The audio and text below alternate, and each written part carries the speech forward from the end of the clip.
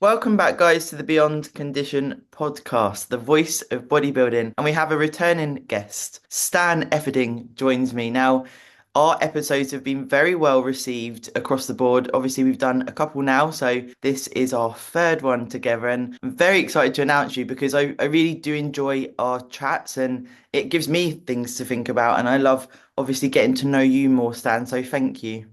Yeah, thank you. I'll try and be somewhat original. I tend to repeat myself a lot, and but I like to talk about the things that matter and not make stuff up, of course. And try and think what new has happened over the last 6 months that folks don't know about, and we'll toss that in along the way. Yeah, for sure. And that's a very relevant point, actually feeding into our first question from Tobias, who is, as I've said to you, your absolute number one fan. He actually said, what would you consider is the biggest problem with the fitness industry today? And I think you've probably touched on it a little bit there, just even in that statement there about, what's relevant and what's not. It's quite difficult for consumers, isn't it?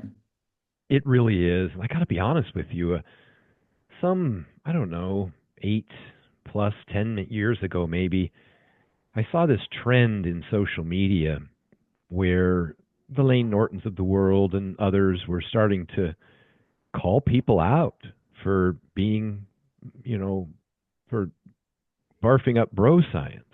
And so it caused me to kind of check myself on the information I was providing and to be a little more careful to bounce my anecdotes and testimonials up against the actual peer-reviewed published research because we have so much of it now, the randomized controlled trials, the human trials. And that's not to say that that's exclusively always, there's, of course, recently very uh, popularly, there's been a big dust up about science versus bro science, unfortunately. But I just wanted to make sure that I wasn't going to step on too many landmines along the way. And we also, you and I as influencers, we take it as a big responsibility to make sure that we give good information. We don't want to lead people astray, and we certainly don't want to become grifters and sell people things that aren't useful or beneficial. And I thought that with social media that people were getting called out and that you would have to be on your game if you wanted to participate in this forum.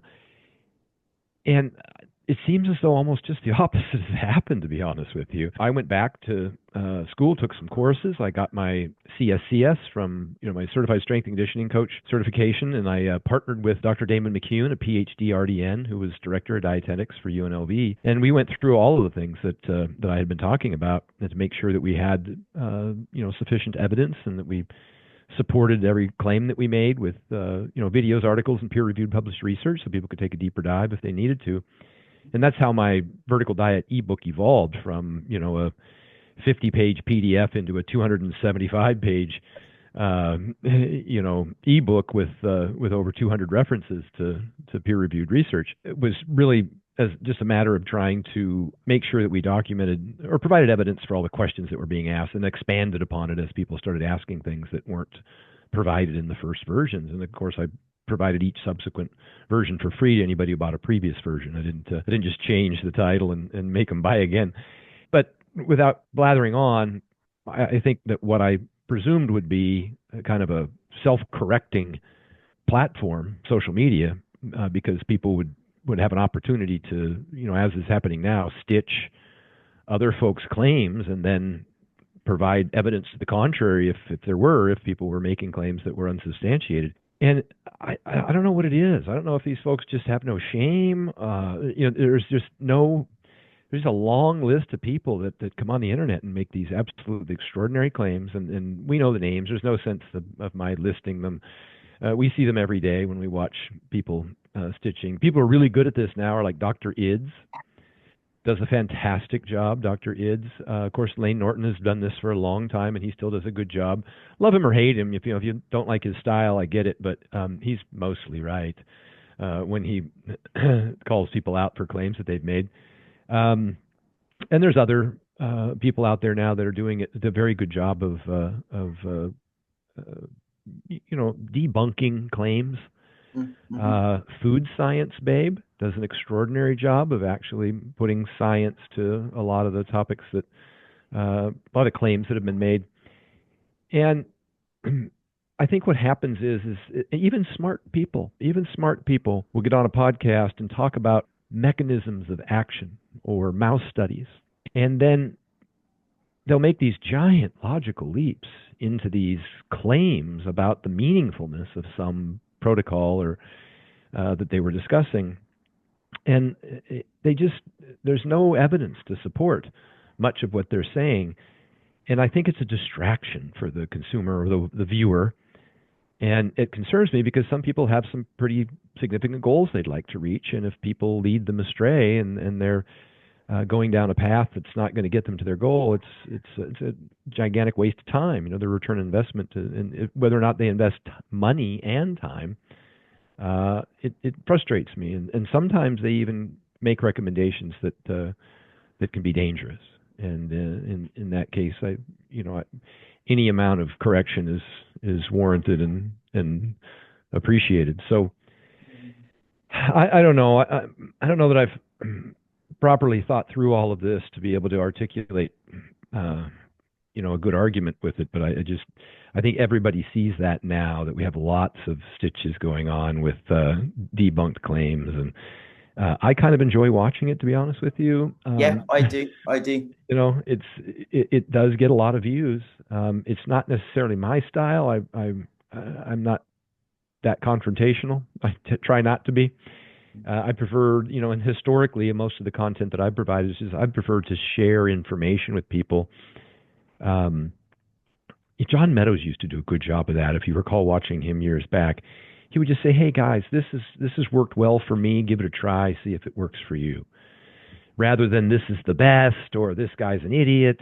That was never John's style, and that was never historically my style. And I've I don't know, kind of gone around the edges of this a lot, and I go back and forth between wanting to call someone out for just making really terrible claims, but it's not my forte. So I don't produce a ton of content anymore like I used to. I do a lot of stuff with Merrick Health for blood testing and people's general health. I still train a lot of clients behind the scenes, but I don't pump out too much content because, as I mentioned when we started out, is that it tends to be pretty repetitive because the things that do work, they're not sexy. I'm probably stealing that from someone else who said it, but they tend to be kind of boring, and they kind of be pretty repetitive.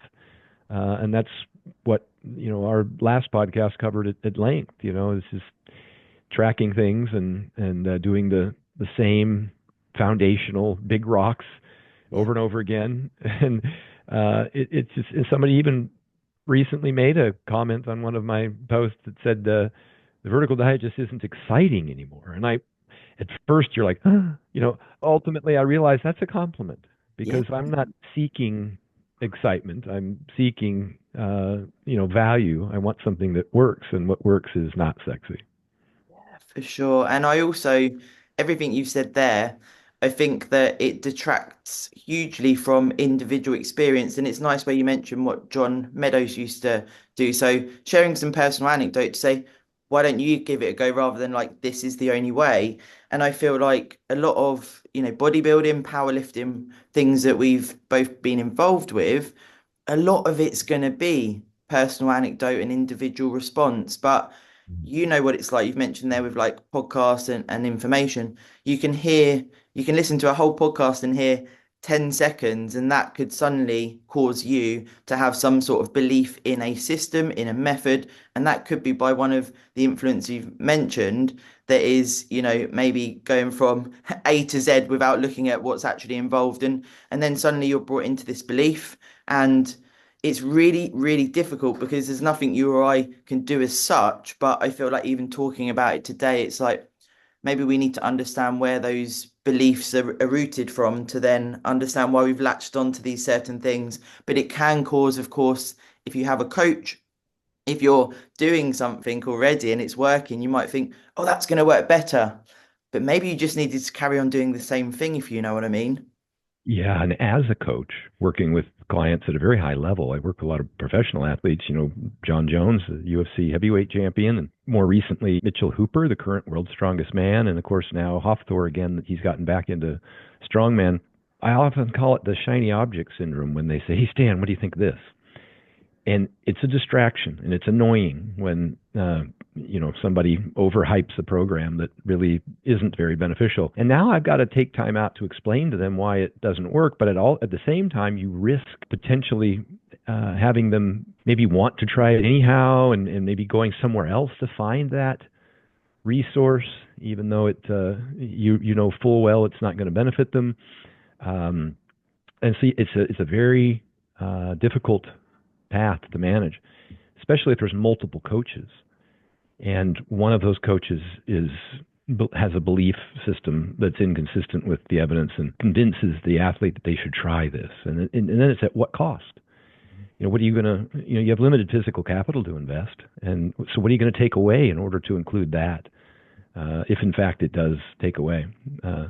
So that was always something that I do spend a lot of time doing that, and even with Gen Pop, Mm-hmm. I'll get somebody that will say that somebody told them that, well, if you're a woman, you have to fast at least one day a week in order to lose weight, and I'm like, you can, but you don't have to, or the keto thing, or the intermittent fasting thing, or what have you, and again, many paths to the same destination, and those that can work, but it's not the only thing that works, and it's not better than what you're doing. There's a lot of inter-individual variability, so I have to, a guy just asked me today, matter of fact, this morning, I was doing a Q&A with Mitchell Hooper and a group of his folks, asked me, he said that he had heard that if he ate most or more of his calories at night before bed in the evening time, that he wouldn't be able to lose weight.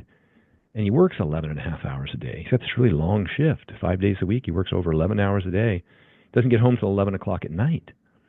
And I'm like, look, if you're hungry and you don't get home till 11 o'clock at night, please eat. Let's be cautious that the total calories are, meet what your current goals are.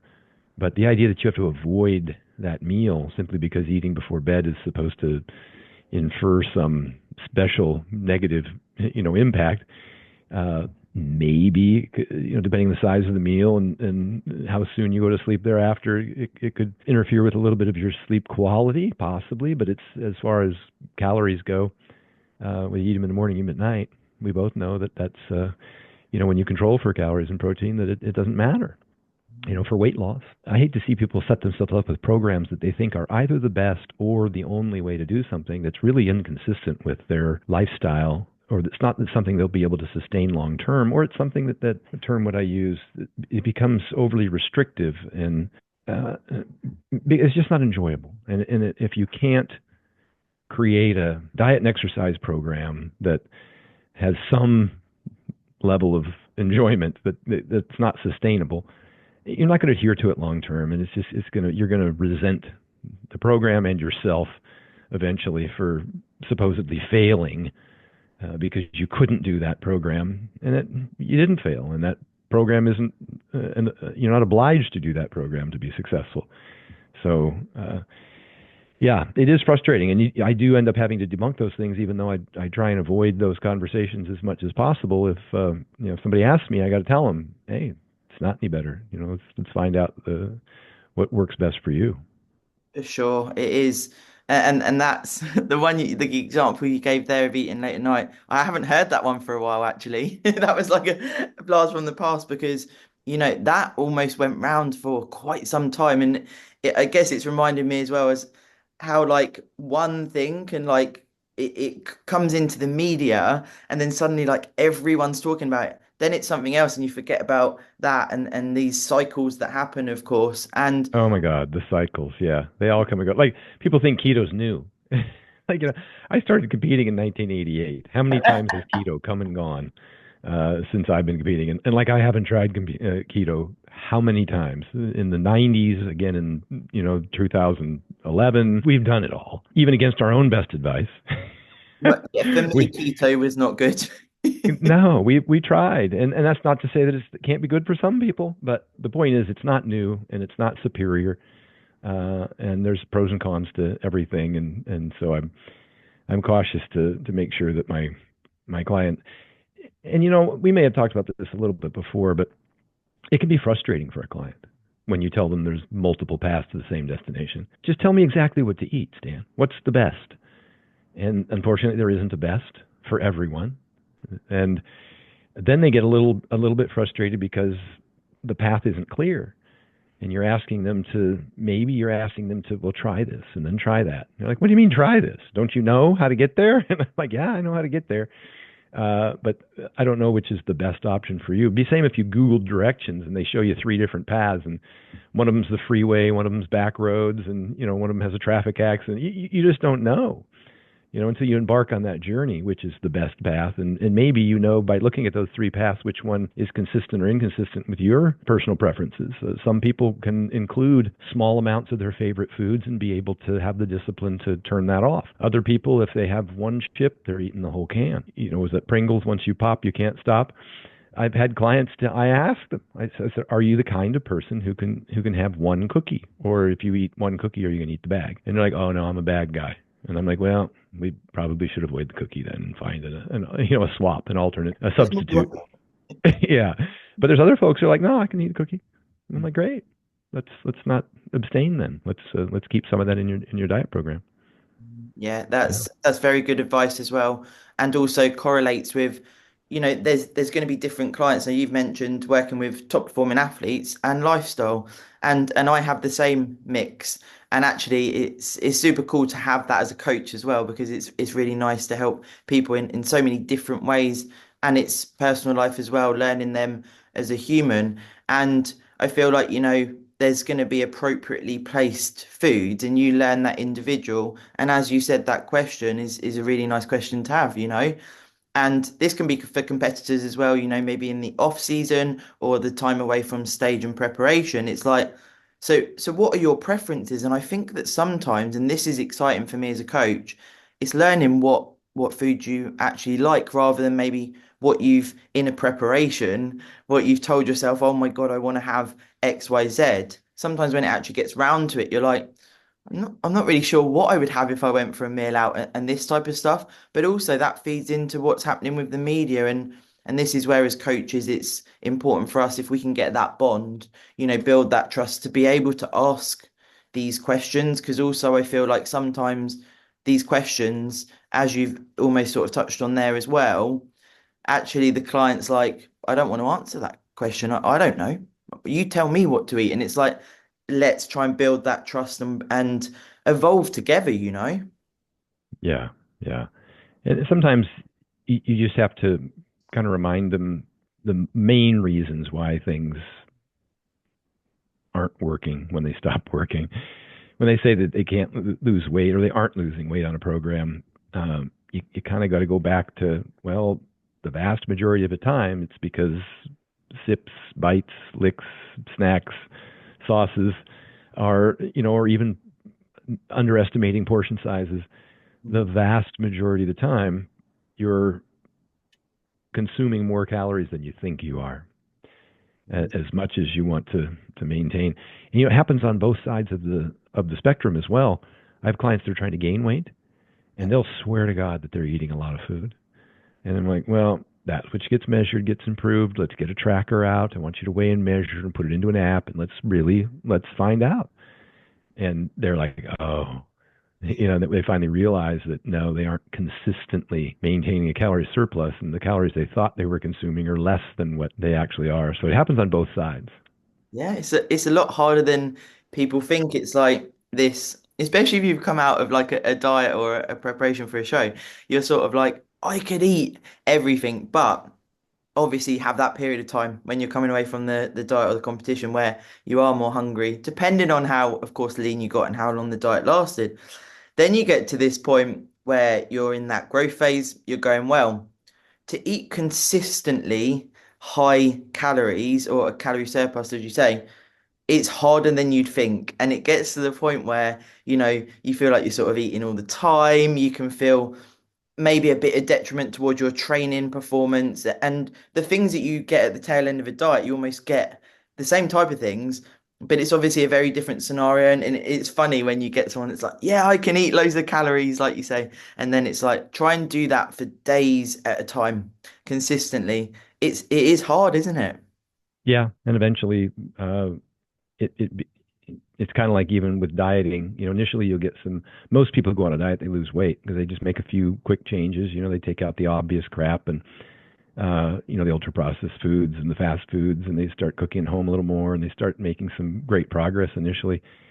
And then it kind of plateaus a little bit because generally speaking, things start slipping in there as just discussed, and the portion sizes start growing, unintentionally even. And the same thing is true on the bulk, is that for the first 30, 45 days, you're just slamming calories anywhere and you're gaining weight and everything's great. And then all of a sudden it stops. And then you realize that it's just as difficult. You have to track and be real consistent on that end of the spectrum too. We touched on the fact that that a lot of this is simple, not easy, and that it's 1%. I always say it's 1% information and 99% execution. And so I try to spend most of my time helping people achieve that end, trying to make compliance easier. You've heard me say compliance is the science. I coined that term some years ago. Irrespective of what diet plan you select, being able to, and exercise program for that matter, and sleep optimization program, these all have to be things that you can actually implement on a regular basis. Simple, sensible, sustainable, become part of a lifestyle. And so I get excited about things that might seem petty to some. For me, I don't use the word life-changing very often. I started competing back in 1988. So I'm like we said, we've been through all of these, fads over and over again, repeating, coming back. And so it's pretty rare that I'll say something is life-changing. I certainly wouldn't say that about something like creatine, which might give some people small benefits, and yeah, it works, and it's the most studied supplement, and the most beneficial supplement, which isn't saying much because you're comparing it to a bunch that give you no benefit. And I'm not shitting on creatine. I commonly, suggest that people use it. I'm just saying that the idea that it's miraculous in its results is preposterous. But Myth busting now. I wouldn't say it was it was life changing.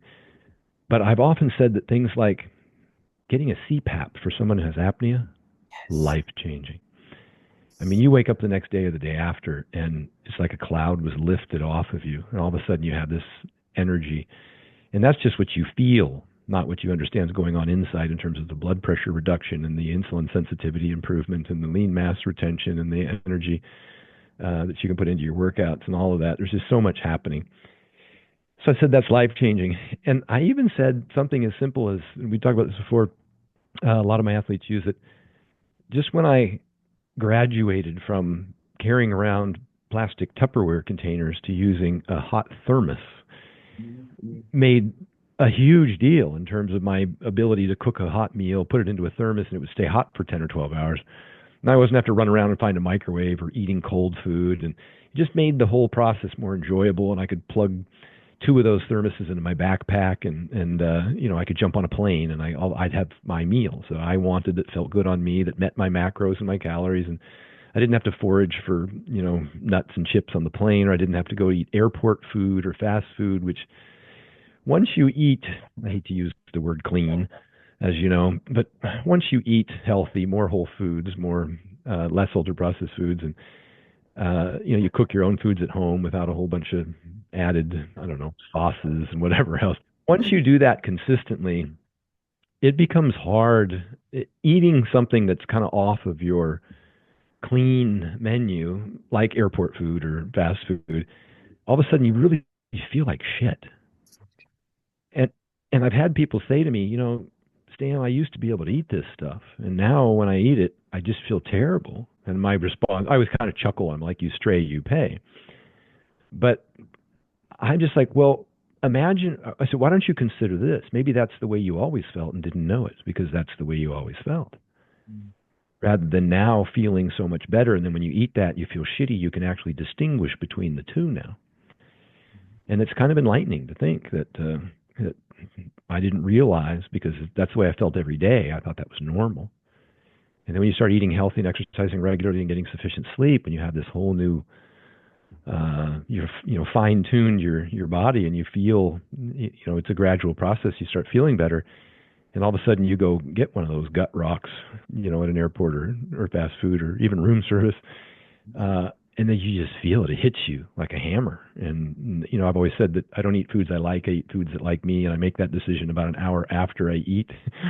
That's when it hits you. And about an hour after you eat, you're like, ugh. And all of a sudden you have this drain. You feel exhausted. You just want to go sleep and your stomach's bloated and, you just feel terrible. Um, uh,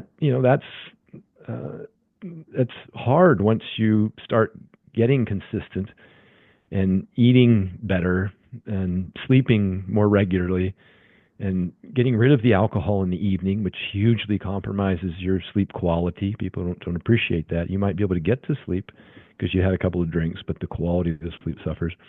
Once you That's the start making conversation these, we have to have. yeah, once you start making these little changes, uh, then it seems like it's like it just seems like you're running on all cylinders. And when you put some bad fuel in that engine, it starts to sputter and cough. And you realize it more than maybe you did previously when you were consistently kind of in that feeling that way. I do find as well, I don't know about you, but I like your airport example there because it is something, we all travel at times. I actually find as well that if I thought, right, I'm going to try and, for me, I've tried to embrace times of like, I'll get something on the go to challenge my own food behaviors, etc. with, what I've built up in the years of competing, I'm sure you can imagine the sort of food behaviors and pathologies I built up. And so there'd be examples where I'd be like, right, let's go with the flow today. And I just don't really do that because it just doesn't work because I often find that actually I can't get a good source of protein at somewhere like an airport. And Yeah. I'm so compromised on actually my non-negotiables of what would make up a meal for me, cause me a lot of stress, can even lead to sort of anxieties beforehand and after. And then, it's like, what do I do? And it becomes this thing of whoever I'm with. And it's like, actually, at these places, you can actually find that you can't get anything close to what you normally have. And then you're maybe in this scenario where you've almost got to have something that doesn't sit too well. It doesn't. And it's without that preparation, isn't it? And also learning, as you describe, what sits well for you. Plus, if you want to have one of those things that is probably going to irritate you a little bit, and you're like, right, it's someone's birthday, I'm going to have this slice of cake or whatever it is. I'm going to pay for this a little bit, but that's my decision on this occasion. This is very different, isn't it? To, oh, fuck it, I'll just eat it. I don't care. It's a different scenario, isn't it? As we say. Yeah, and it's hard. I'll walk through the airport. I'll go to 6 different places before I'll find something that I might be able Literally. uh, to eat. And usually, it's those little protein snack packs that have a couple of hard-boiled eggs, some little cheddar cheese chunks, and some almonds, and then maybe some carrots. I can do one of those, one or three, whatever it takes. Or jerky, stuff like that. Yep, yep. And even then, sometimes a lot of the jerky is brown sugar and soy sauce, and I don't respond well to it. And I'm not. Again, this isn't a good food, bad food conversation. I want to be very careful and very clear to suggest that calories are king, protein's very important, and after that, you've got a lot of flexibility in the foods that you can eat. And I don't want to create eating disorders and say that you shouldn't be eating these foods. We know that the McDonald's diet is successful if you track calories, and there's been many studies to show that a Twinkies diet, a 7-Eleven diet, those all have been studied. And when in a calorie deficit, you can achieve your goals. But how do you feel? What's your energy levels like? What's your satiety like? Eating those kinds of foods. Does hunger start to take over? But I found more recently, and I've talked to a lot of clients about this, and I send them little lists when they travel. Sometimes you can't always take your meals. I'm pretty good at it. Been doing it for a long time. I've traveled all over the world. I've done over 200 seminars in 17 countries in all 50 states. And so I'm a pretty good traveler, and I can take my hot meals with me for the day I'm traveling. And I can pack frozen meals, and depending on how long I'm gone, I can either put them in my check bag or I can bring a rolling Coleman cooler with 30 meals if I'm gone for a week and So stay someplace good. with a microwave and fridge. And I always recommend that for my athletes because I don't want them eating local food when they travel because you never know. They might get food poisoning. Matter of fact, recently I was working with Olympic silver medalist Kennedy Blades, who just won the women's Olympic silver medalist this year. And earlier in the year, she had traveled overseas without her food and got food poisoning, ended up in the hospital, and lost a couple of placings as a result. So, and it almost always happens at one of the strongman international strongman events. If they go to Africa or somewhere, they almost always one or two of the athletes will get sick and end up with diarrhea, and they'll lose 10, 12 pounds. Be telling the story on the internet, but I'm good at traveling, and I don't brag about that. I'm just saying that I know that a lot of people aren't, and that this can be kind of difficult for them. So I at least try and take enough food to get me through the flight, and then when I land, I can do grocery stores, and that can be your quote unquote fast food restaurant. You just go into a grocery store. You may spend a little more money because you're buying larger quantities of them. Maybe you get two meals, or you set it up that way. But you could go into even a Walmart nowadays, and you can get a cooler. And you can start stocking up on hard-boiled eggs. Yeah, the list goes on and on. We could start picking out, a can of tuna, some meats from the deli, are fine. I get sourdough bread. I love that. If they, because you don't always have the opportunity to get rice or cook rice or whatever, when you're traveling, if that's your carb of choice. Fruits and vegetables, they're all over the place. Any fruit, oranges, berries, they're all right there. Fat-free Greek yogurt, fantastic. You can get all the protein you need and all the healthy food that you need and want. You can even stop and get a rotisserie chicken. Oftentimes they're available there at those Okay. stores. And if I want to make a little sandwich with sourdough bread and some Tillamook cheese and a little bit of deli meat and a tomato, I might even go over to the kitchen section and get a little paring knife so I can cut the tomato and put a little lettuce on it. And I'll sit there in the parking lot in the trunk of my car making up little sandwiches. And I'll get Ziploc bags. And, I could do a full day's worth of meals just out of one stop at a grocery store and have really good meals, whether it's a kefir that I'm going to drink or an OJ or just water or, even a diet soda if that's what you want to do. All of those things are mostly better than the alternative that people generally go to, which would be the Carl's Jr. drive-through. And then you got the gut rock and, all those other problems, and you might end up with diarrhea. And it's just not a good feeling. So grocery stores are fully equipped to give you a meal or two or three of everything that you need in very short order. Some things you could prepare in just a matter of a couple of minutes. I think as well, when you describe it, I'm so similar to you, Stan. I get excited about it. And it's almost like, I don't know, it makes me think of like reliving childhood on our terms in a certain way. So it's like, oh, straight away we're on the Google Maps and what have you, trying to find the nearest supermarket. And then I do have preferences, again, from years of dieting. I have a lot of sort of sensitivities and things that I won't have. I know what works for me, and it's getting broader over the time, but I just need to be sensible. And it's like, right, what can I find that fits my narrative, that fits what I can have? And then I'm like, Matt, my partner, I'm like, oh, look, they've got some deli meat here. And it Yeah. makes quite exciting, and then we'll put a story on Instagram saying we're here for 3 days and there's loads of food, and you can make it a bit fun. And I feel like that a lot of the time is part of making this a lifestyle, and actually, having a bit of fun with it, because life's tough a lot of the time, right? And if we're not able to sort of have fun with what we're doing, it detracts away from what the dieting can bring. And I think that sometimes people think a diet is dieting, whereas actually it's what you're eating day to day, isn't it? And if we can embrace almost like the fun with it, the excitement, it's just so much better for your own, your adherence, your well-being, what you're actually getting from it as well. Because we know that the physique is going to respond generally speaking, in a more positive manner, the less stress you have as well. Yeah, I agree. And there's also something about having a consistent plan in terms of adherence. If you have some of these kind of convenient go-to plans, I say the same thing about swaps when you come home in the evening and it's Netflix night and you just want to satisfy that hedonic behavior where you just kind of sit there and you munch on something, right? First and foremost, you got to get the stuff the really high calorie stuff out. The ice cream's got to go. You got to get it out of the freezer because you're just going to devour it, and willpower is not going to fix that problem. It's just not. If it's there, you're going to eat it. We know that from multiple many studies. Same thing would be just what's in reach, what's easiest to get at. I'm not saying that those things couldn't be included in a diet plan, as mentioned earlier, but you'd make them harder to get. You got to get in your car and drive in order to get one. And by then, decided to do something else, but having that something else available, the swap is important. Think ahead. The gentleman we spoke about earlier who said he comes home at 11 o'clock at night and he wants to eat, he should be able to eat. He should be able to enjoy that moment. He should be able to eat till he's full.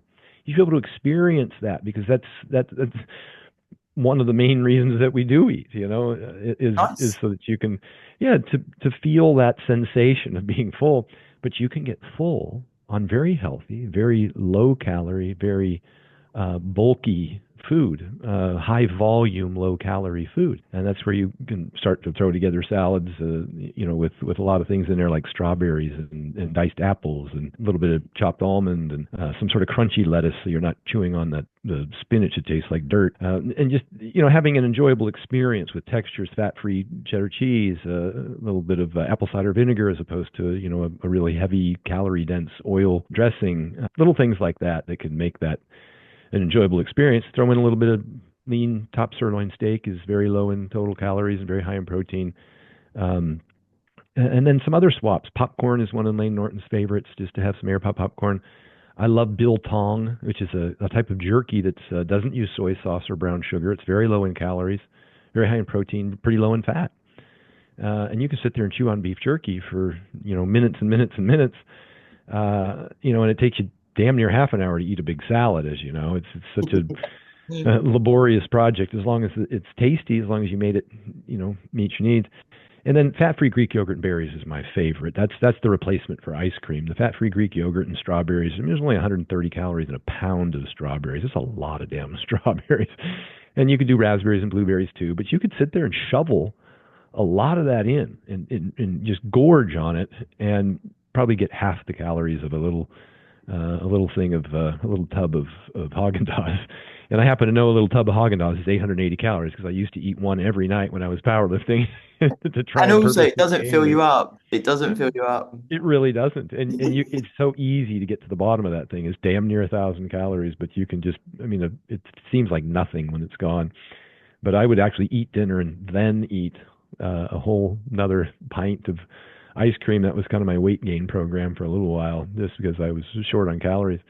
Not recommending it, but that's those are little tricks. Like I said, 1% information, 99% execution. So it's just to have the swaps available, and you could even Google high volume, low calorie foods and just get a list and start to say, oh, I like that, I like that, I like that. I didn't realize those were foods I could eat. Another one is, we talked about the satiety index, where oranges are very satiating. They're at the top of the satiety index, and as is boiled potatoes, especially if you cook them and cool them, the resistant starch conversion. So I would boil potatoes, cool them, and then the next night you could slice them, salt them, put them in an air fryer without putting oil on them, because that's going to kill the deal.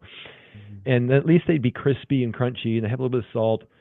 My solution for salt is just to drink plenty of fluids, because it's the salt concentration that is generally causes a problem, not necessarily sodium itself, but it's how much sodium as a concentration with water that matters in terms of the endothelium and blood pressure accumulation. So same thing with you, biltong. It's high in sodium, not high in calories, and so you want to drink plenty of fluids with it in order to mitigate that potential downside, especially for people who are hypertensive or salt sensitive. It's going to be, that's why foods like chips and stuff that are so high in sodium and so low in fluids can cause such a problem for those people, is because they're not properly diluted with, and again, could be iced tea, could be diet soda.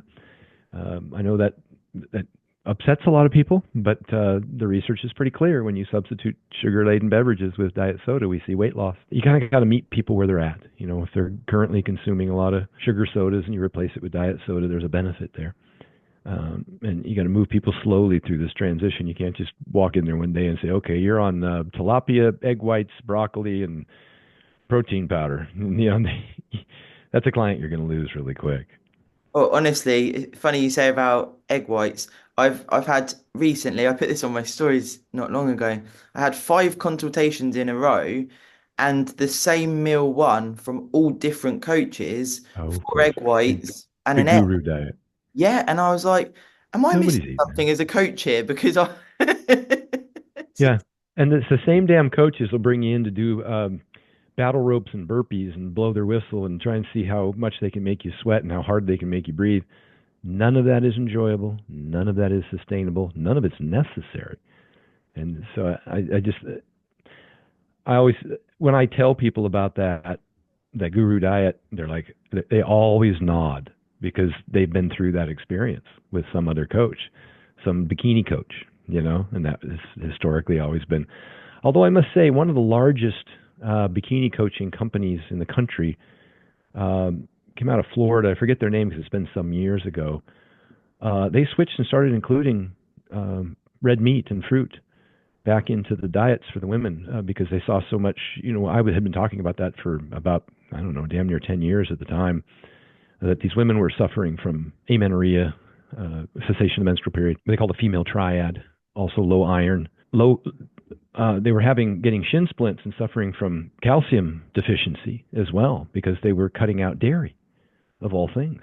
And yogurt is, I hate to use the word superfood, but God, if there's anything that is, yogurt, particularly because of the benefits for the gut microbiome, as we saw in the Sonnenberg-Stanford trials, where 100% of the participants who consumed Greek yogurt, fermented foods, had improved gut microbiome density and diversity. And that was far exceeded the results that they got from increasing their fiber intake, of all things. So, yeah, dairy is hugely important. And Stu Phillips, McMaster University, highly regarded exercise phys researcher out of Canada, he more recently, particularly with respect for women, said that dairy has improves BMI, and it's an independent effect. Independent of protein, independent of calories, it's a dairy effect, improving BMI and performance. We see leaner, healthier people from consuming more dairy. And he suggests 3 servings a day. That's going to get people going, what did he just say? Because as well, when we look at, obviously when we get close to a show, there's going to be, if you're on the lower calories, there's going to be things that need to happen. However, I hear of many, many protocols or whatever we want to call them where, there's hardly any dairy present. And, even to the point where coaches are like, you can't have Greek yogurt, you can't have, and it's, the red meat, like you say, and it's almost quite heartbreaking, isn't it, Sam? Because, this is someone's gut microbiome, this is someone's digestion, this is someone's potential sensitivities for the rest of their life. This is, well, it's the whole person, and it is heartbreaking. It is. And that's how Nadia Wyatt, 3rd place Miss Olympia, 2nd place Miss Arnold Classic figure competitor, that's how I dieted her all the way up to the show. She was eating steak and yogurt and fruit and kept an egg yolk in there all the way up to the show. We just, fat-free Greek yogurt is very low in calories for protein. If you're looking at calories to protein ratios, things like a lean, obviously chicken breast is right in there, but so is a top sirloin cap off steak, and as is Greek yogurt. You're not going to go over on your calories. You'll be able to get all your protein and have a lot of room left if you're still eating those foods. So I think it's a much preferable choice.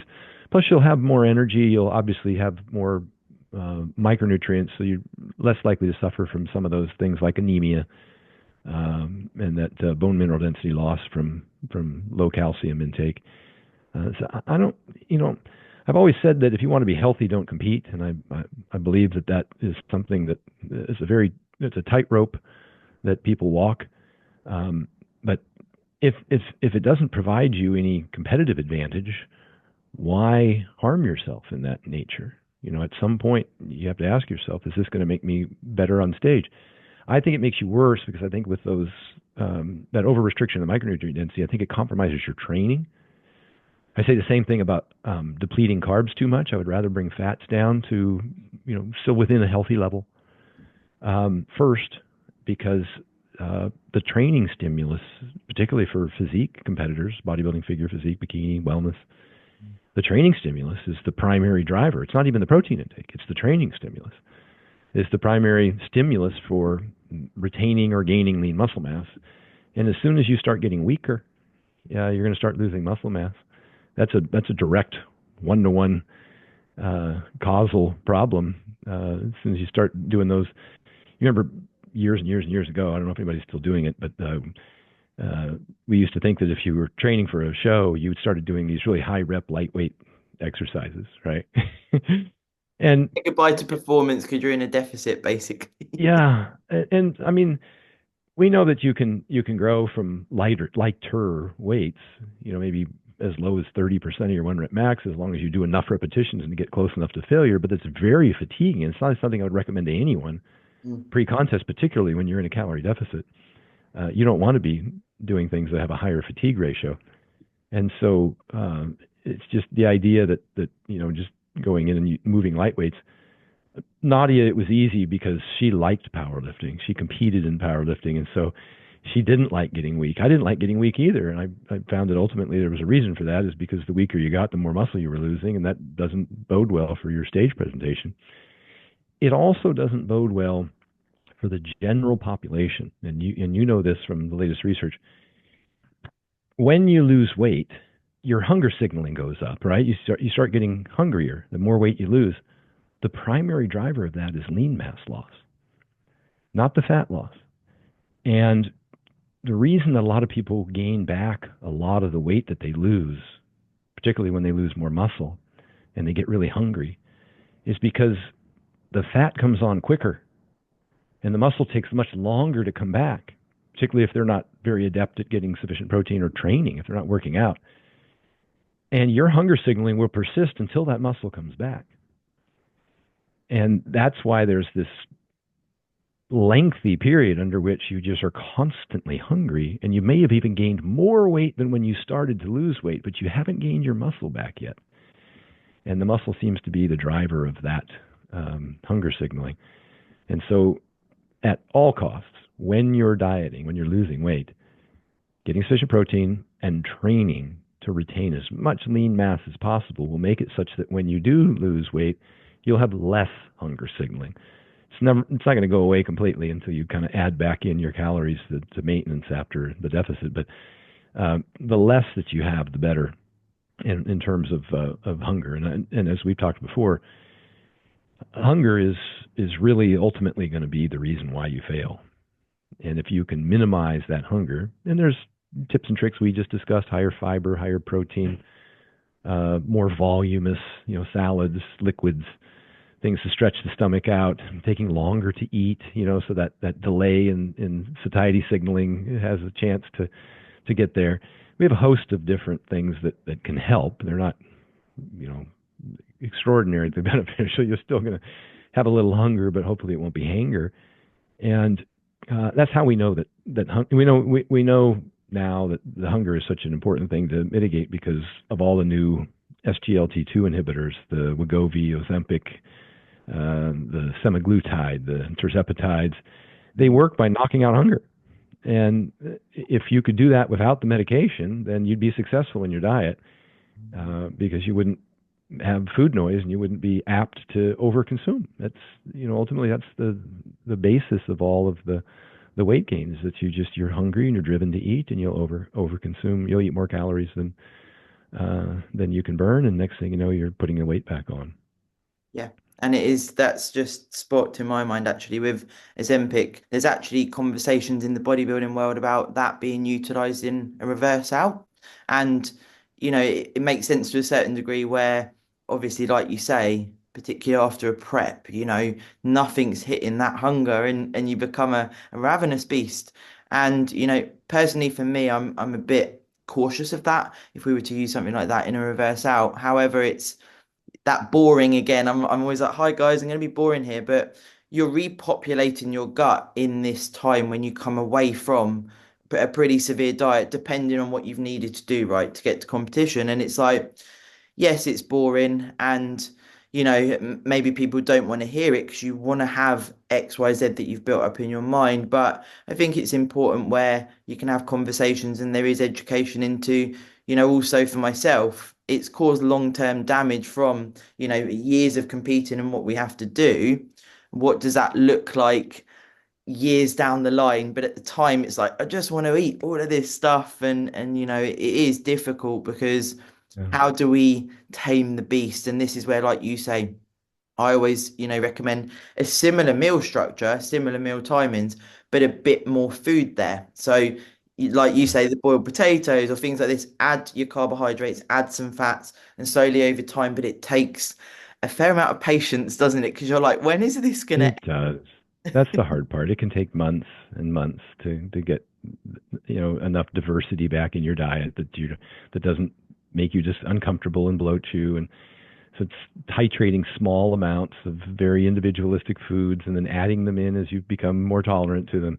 It's a very deliberate process. I think FODMAP covers it the best. Monash University out of Australia has that FODMAP menu, fermentable oligo mono disaccharides and polyols. That it's a reintroduction type of diet, an elimination then reintroduction that seems to have the most science behind it for efficacy, and it's a long, deliberate process, and sometimes people just give up, and then they start, as we started this conversation, then they start chasing these claims that are made by a bunch of these quacks on the internet as to take this pill or just eat this or just eat that. And they just cycle through all of these failed attempts and they get really discouraged over time.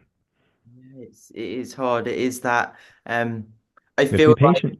yeah, and I feel like for ourselves, we've been there in these periods of time, and that Oh, personal yeah. anecdote. I often say, I say to Matt, I'm like, life is my education. Of course, as coaches, we need actual education, but life, competing, doing what we've done, you learn so much, and then when you have your clients and your little proteges, you're like, right, okay, as you said, the best clients, really, generally speaking, are the ones that want to learn and be part of this team, right? And you go together, and it's so cathartic for us when we've competed ourselves for multiple years to have people to lead the way, isn't it? It's really nice. Yeah. So, oh yeah, I experienced that. Here's what I tried. Give this or that a try, and then like, oh yeah, okay.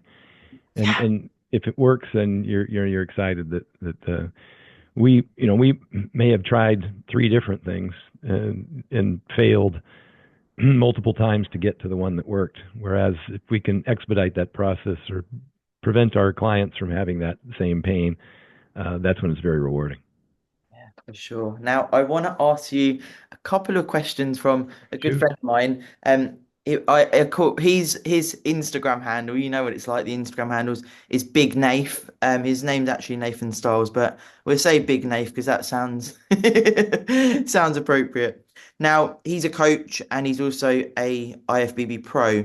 So this is sort of geared towards, I'd imagine, his coaching. Now, initially, he asked what inspired you to create the vertical diet and what are the main positive benefits and factors you've seen anecdotally that addresses common nutritional issues in both elite strength athletes, bodybuilders, and also general population. So, like digestion, energy, recovery, performance. So, that's quite a Yeah, meaty question, Stan. it's a mouthful, but I will tell you the inspiration for it was, um, I always say if I knew then what I know now, I learned a lot by trial and error.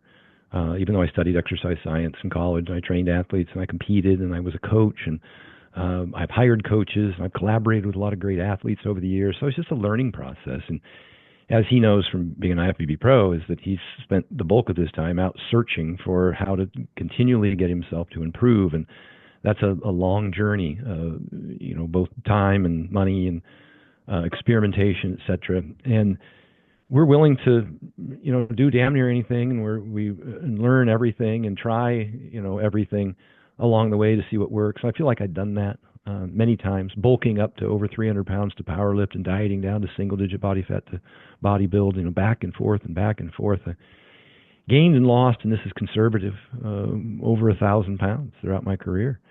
And I've done it well, and I've done it poorly, and I've learned a lot of lessons along the way. And then, of course, collaborating with as I mentioned, Dr. Damon McCune, PhD RDN.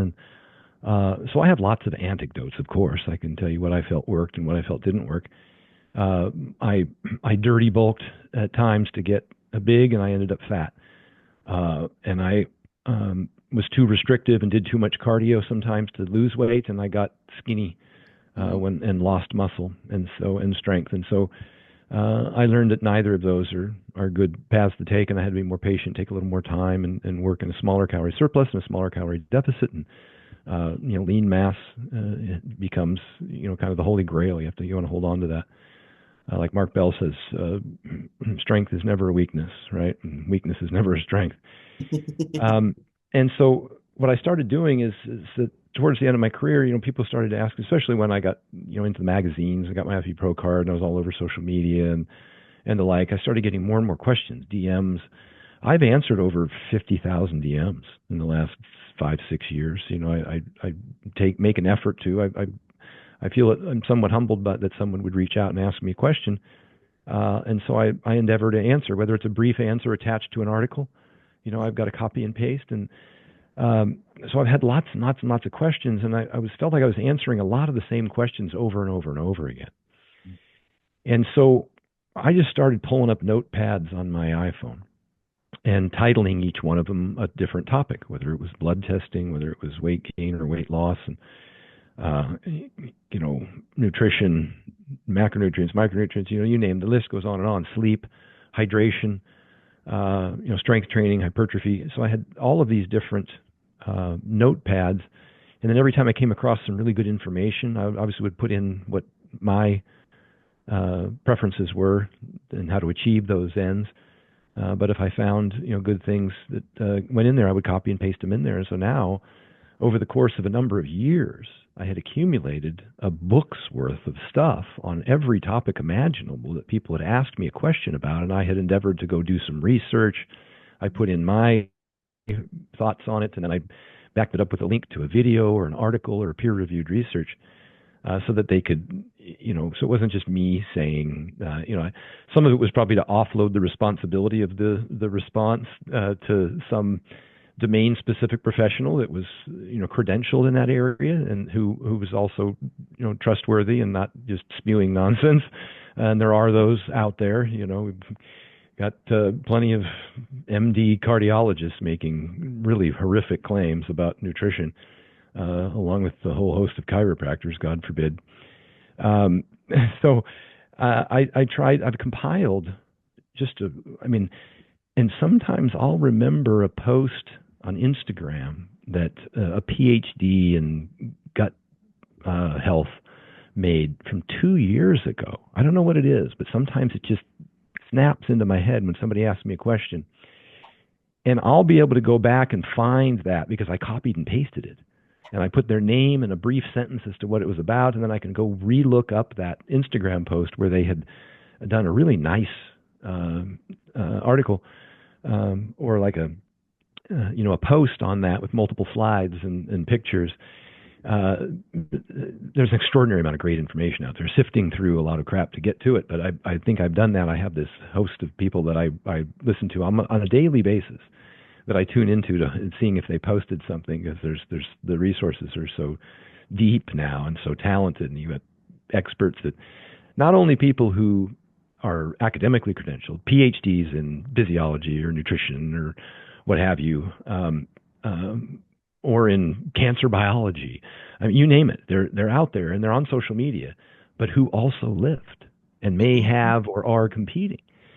Those people interest me the most because they have both the street smarts and the book smarts, and they can and they're generally they don't make extraordinary claims. They temper their responses with some nuance. These people and those people and some may and this might, and that's how they speak, and it can be frustrating for, like we talked earlier, for a client to be like, just tell me what it is. But I compiled, and now, and you asked about any topic, and I'll pull up my iPhone and I'll just on the search I'll just type in that word, and I'll have probably an entire note page titled with that, with dozens of potentially little articles that I've written a little sentence on and attached who it was with a clickable link to the study or the article or the video. And sometimes I even timestamp the video as to where in a 2-hour podcast a particular individual said something at the 57th minute about a topic that I felt was particularly interesting or important, or that my clients had asked me about. and I'll data dump them. I had a guy recently ask me about the 10-minute walks, and I said, send me your email because you know how on Instagram when you DM that there's a limit to the amount that you can put in there. Yeah. He sent me his email, and I data dumped him all of my stuff on 10-minute walks, which is an extraordinary. You know, it's a voluminous. How do you say that word? Yeah. It's a Lots of lot of information. it's a lot of information, yeah, about all the different benefits to when how much blood sugar is ameliorated, when the best time to take the walk, how many steps per day gives you what life course mortality benefit. It just goes on and on and on and on. But that's just one example, and so that's that's kind of how I compiled everything and then ultimately wrote the book. I put it all together because I didn't want to keep repeating myself over and over again, answering questions that are so commonly asked. And then, of course, the vertical diet started out as 1.0 and then became 2.0, 3.0, 4.0, because over the years, people have asked more and more questions that weren't included in the book. And so I expanded it and then provided the updated copies for free to anybody who bought a previous version. And that way, everything's in there. If somebody asked me about speed, I used to train an Olympic sprinter in college, and I worked with the track team at the University of Oregon, Tracktown, USA. They used to do the Olympic trials there. People don't know that about me, but that's the kind of how I cut my teeth, was actually working with football players and sprinters and track athletes at the University of Oregon. So I have a lot of experience in that, and so I included a speed chapter along with hypertrophy and strength and everything else. And then more recently, things like PCOS and perimenopause and postmenopause and the hormonal treatments and how people can manage what those are. And I have my high blood pressure quick fix kit and my high blood sugar quick fix kit, my NAFLD, non-alcoholic fatty liver disease quick fix kit. I've got all those chapters in there, but that's stuff that I've compiled over many, many, many months, or certainly more likely a course of years, as mentioned. And to me now, it's just as easy as search, copy, paste, and I can answer those questions in just a matter of seconds. And so I still get, every time I do a podcast and I mention that I answer the questions, I get inundated with more questions. It never ends. Every day I wake up, I've got all these DMs from people. Hey, Stan, quick question. And I try and answer. Most people will remember that I probably responded to 95% of those 50,000 DMs I've received in the last number of years. I hope that covers most of what, and it wasn't maybe specific with dieting for bulking or dieting for, but we talked about a lot of that earlier. Yeah, because elite strength athletes, which we've covered, a fair amount in the episode, bodybuilders, and then general population, again, the benefits and factors. And this is why it's been quite good actually asking this towards the end, because we've covered almost what makes up you as a person, and sort of where your head is at, where the education's come from. And then it's like almost solidifying what we've spoken about. So I really like that. And then also he's asked, and this is something you're pretty famous for, I would say, how do you incorporate concepts cardio, neat alongside the vertical diet? So, and then that leading into your thoughts around neat versus cardio for total expenditure in a fat loss phase, and balancing this with strength athletes, bodybuilders in either a growing phase or a training block to peak for an event or a big lift. So that's a multifaceted one. But the way where I say you're famous for it, you're very known for, I'd rather sleep than do fasted cardio. The 10-minute walks, which you've touched on, and I know you talk about, having the steps there as a low impact version of cardio and getting all of the rest of the ducks in line as well. So I know that's something you, of course, are fairly passionate about, I'd say. Yeah. Well, we talked a little bit earlier about the way I feel about over exercising, thinking that that's an efficient method for weight loss. Exercise is great. It's great for the heart. It's great for the mind. It's great for the body. Not great for weight loss. We talked about this before. The evidence suggests that the diet is probably 90+% of it. And then NEAT is probably a better way to pursue non-exercise activity thermogenesis, or just something like walking. It's probably a better way to burn a few extra calories. But what we find is when you do the battle ropes and burpees, when you go in and crush yourself in a CrossFit workout, it's nothing against CrossFit. If that's what you enjoy doing, the best exercise is the one you'll do. I mean, I play pickleball of all things, and I consider Yes. that to be exercise. But I mean, you'd have to I just as soon stab myself in the eye with a fork as go walk on a treadmill for 40 minutes. I just think it's so monotonous, and I don't think the clients enjoy it long term, and they don't enjoy the battle ropes and burpees. It's not something they wake up in the morning, oh my God, today's battle ropes and burpees. I'm so excited. And that's one of the reasons why that's a big problem, is because it's not something that they're going to look forward to. It's not part of the lifestyle that's going to be sustained. But also because of what we call compensation, whereby you go in and crush yourself in one of those workouts, and then next thing you know, you come home and you're exhausted. You sit more and eat more. And that's a zero-sum game. And you can eat a lot more calories than you can exercise. I think Mike Isertel just posted something on this yesterday or the day before, or maybe it was on Chris Willick's podcast, if I remember which podcast it was. But he was just talking about the fact that, if you run a mile, you might burn 150 calories. You can eat a donut in 30 seconds, and that's 300 calories. So now you're going to go out and run 2 miles? And if you eat 3 donuts, you're going to go run 6 miles? I mean, you can't look at calories that way. And you burn a lot of calories with your basal metabolic rate, but NEAT is my favorite. I've always said that just take the 10-minute walks. They're sustainable. They're easy. They're little exercise snacks. You accumulate 3 of them in a day, and you've got, lots of steps, and it's something that, there's no real barrier to entry. You don't have to get in your car, get changed, get in your car, drive to the gym. By the time you've done that, you've already finished your 10-minute walk. And it's other than lifting weights, it's of equal benefit. Oftentimes I would have clients come to me, and I'm sure you have in the past too. They're 30 days out from bikini show, and they're like, "Oh my God, I've plateaued. I haven't lost a single pound in the last 2 weeks." And you're like, "Well, what are you doing?" And they're like, "Well, I'm eating 1,200 calories. I'm doing 2 hours of cardio a day." And now, what are you supposed to do with that? You can't give them more cardio, and you can't cut any calories. I go straight to NEAT. Stay on your feet all day. Don't sit down today. Just stay on your feet. Don't sit down. Not one time. Don't sit down. From the time you get up in the morning to the time you go to bed at night. Sure as shit, they'll lose 2 pounds that week. And what you find is they were doing that 2 hours of cardio, but they were sitting for 14 hours a day because they were exhausted from the diet and the cardio. And now you told me you have to stand up. You have to stand up. I don't care what it takes. Stand up. Sure as shit. They'll lose 2 pounds that week. Happens all the time. And that's your NEAT, essentially. I know that walking is quote unquote exercise, but it's, just standing around, moving around, go shopping, do your dishes, do chores at the house. Just don't sit. It's amazing how much it, and then you got to back them out of that, of course, after the show. A damn 2 hours of cardio and 1,200 calorie diet. It's going to take you months to fix the damage that was done from that. But I'm just giving an example of when and how effective that is. Yeah, it's important to give examples sometimes because, again, that's when someone will hear that if that relates to them.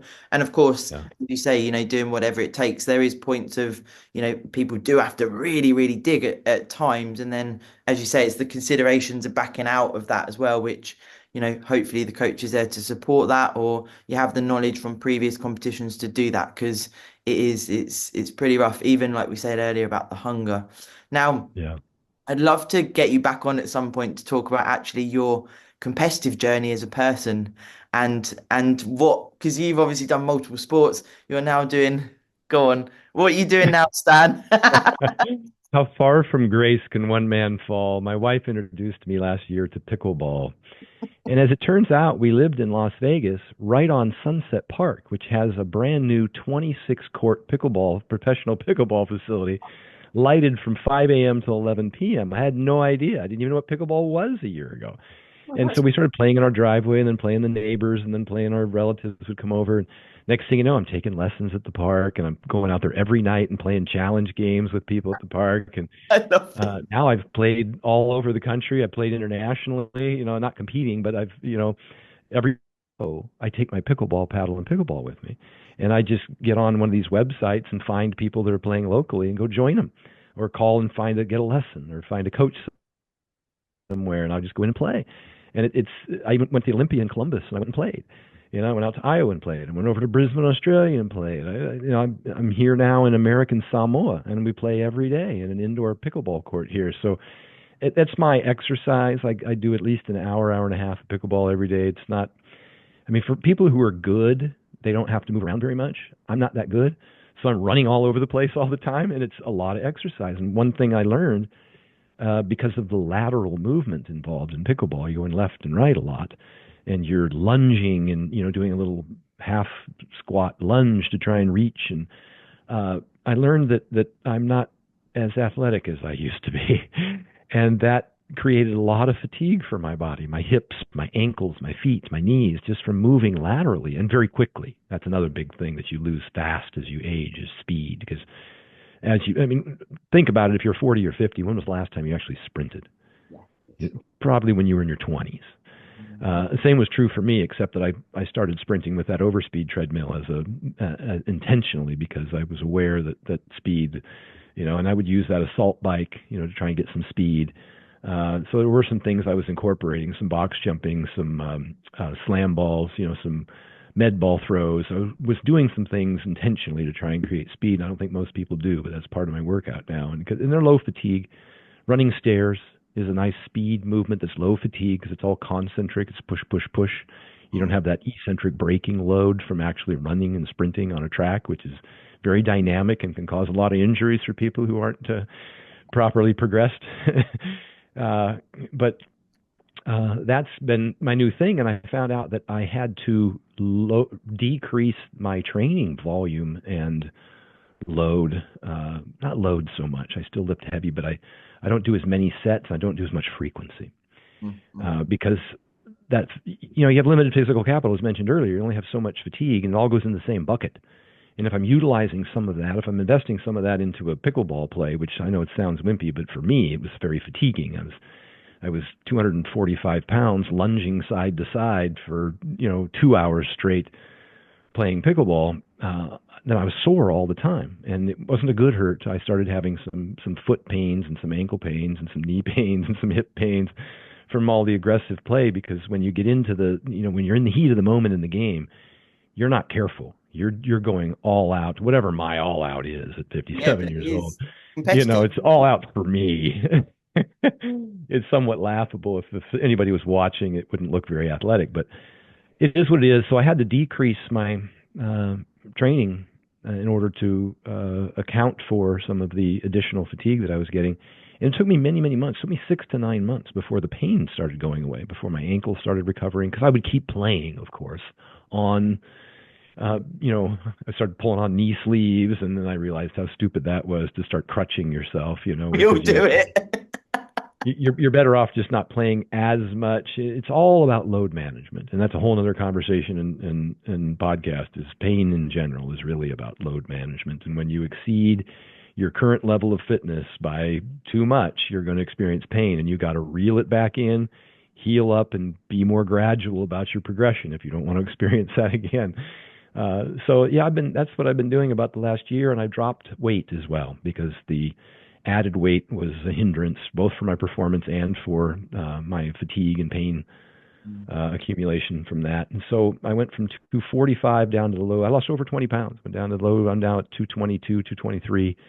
And I play better. I'm a little nimble. My pain's gone, but a lot of that had to do with pain management, as mentioned. But I feel better here, and I think I should be even lighter. If ultimately I want to be decent at this game and maybe compete someday in a tournament, I'm probably going to have to be closer to 200 because some of these guys, they move. The younger guys, I don't necessarily play against guys my age because they suck. Most of them, they aren't very athletic. I shouldn't say they suck. Some of them got pretty good. They're old racquetball players. They've got pretty damn good paddle skills, but they aren't very athletic. And so you lob them a lot is what you do, and you make them run around, and it's kind of dirty play. But Critique I'd them. like to rather play against the best guys, and I'm not athletic enough at this weight to perform against the better guys. So yeah, that's it. As much as I hate to admit it, that I'm now the world's strongest pickleball player.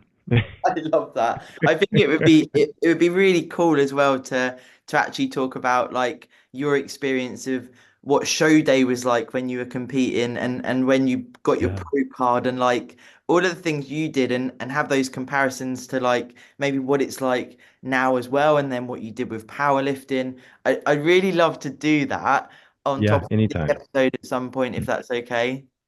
100%. Yeah, I'd love to. Thank you. And I'm glad you're settled in your new home in your new chapter and that including the pickleball. It's always nice to catch up and I really do appreciate you, Stan. Yeah, I only briefly touched on that, but we sold that home in Las Vegas about 4 months ago and moved to my wife's birthplace, where she was born and raised here in American Samoa. Tiny little island in the middle of the South Pacific Ocean, about 4 hours off the coast of New Zealand and Australia. Is about 40,000 people, maybe 70 square miles of island. I think it's about 12 miles by 5 miles. Is the size of the island, and I've got a little golf cart that I cruise around every day in and Yeah, drive along the lovely. ocean and go to my indoor pickleball and take my kids to school. They're 10 and 12 now, and it's just a fantastic community. My wife has relatives, brothers and sisters, and of course there's a lot of nephews and nieces and cousins and Oh, uncles and the like here. So it is definitely a village to help raise our family, and we're very happy here. I said to Matt, and he was like, "Have a look what it's like. We could go and visit Stan because it sounds really cool. Because it's Bring your like, pickleball paddle. yeah, I'll have to go. I'll have to go on a little diet phase and start doing some agility, and then come over." There you go. Well, thank you as always, Stan, and of course I will email you about doing maybe another episode to get into your story as a competitor as well. That'd be great. Thanks again for having me, sir. Appreciate it. And appreciate the questions from the viewers. Thank you. Thank you, Stan. I'll speak to you soon. Take care. Bye.